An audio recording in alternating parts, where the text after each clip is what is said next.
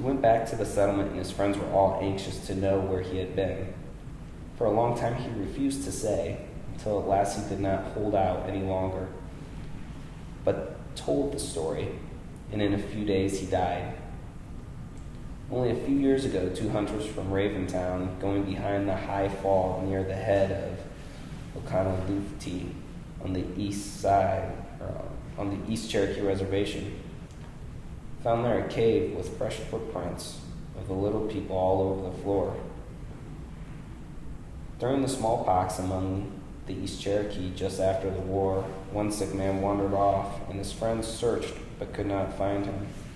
After several weeks, he came back and said that the little people had found him and taken him to one of their caves and tended him until he was cured. About 25 years ago, a man named Selu was lost in the mountains on the head of Okanalufti. It was wintertime and very cold, and his friends thought he must be dead. But after 16 days, he came back and said that the little people had found him and taken him to their cave, where he had been well treated and given plenty of everything to eat except bread. This was in large loaves, but when he took them in his hand to eat, they seemed to shrink into small cakes, so light and crumbly that though he might eat all day, he would not be satisfied.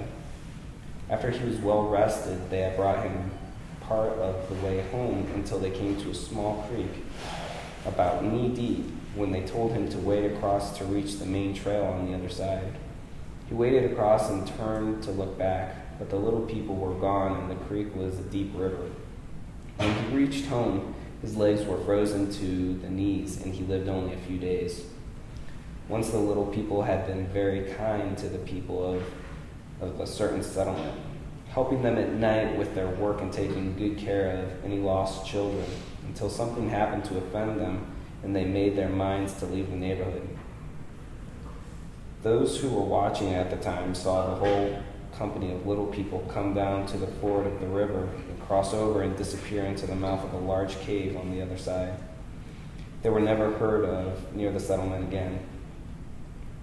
There are other fairies called water dwellers who live in the water, and fishermen pray to them for help. Other friendly spirits live in people's houses, although no one can see them, and so long as they are to protect the house, no witch can come near to do mischief.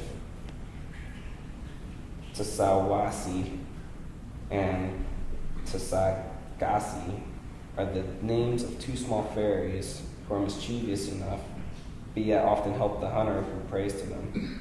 Tsawasi is a tiny fellow, very handsome with long hair falling down to his feet. He lives in grassy patches on the hillside and has great power over the game. To the deer hunter who prays to him, he gives skill to slip up on the deer through the long grass without being seen. Tsagasi is another of the spirits invoked by the hunter and is very helpful. But when someone trips and falls, we know that it was he who has caused it. There are several other of these fairies with names, all good-natured, but more or less tricky. Then there is Detasta. Detasta was once a boy who ran away to the woods to avoid a scratching and tries to keep himself invisible ever since.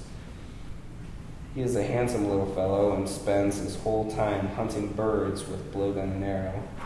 He has a great many children who are all just like him and have the same name. When a flock of birds fly up suddenly as if frightened, it is because of Detasta is chasing them. He is mischievous and sometimes hides an arrow from the bird hunter, who may have shot it off into a perfectly clear space, but looks and looks without finding it. Then the hunter says, Detasta, you have my arrow, and if you don't give it up, I'll scratch you. And when he looks again, he finds it. There is one spirit that goes about at night with a light. The Cherokee call it the fire carrier. They are all afraid of it because they think it is dangerous, although they do not know much about it. They do not even know exactly what it looks like because they are afraid to stop when they see it. It might be a witch instead of a spirit. Wayford's mother saw the fire carrier once when she was a young woman as she was coming home at night from a trading post in South Carolina. It seemed to be following her behind, and she was frightened and whipped up her horse until she got away from it and never saw it again.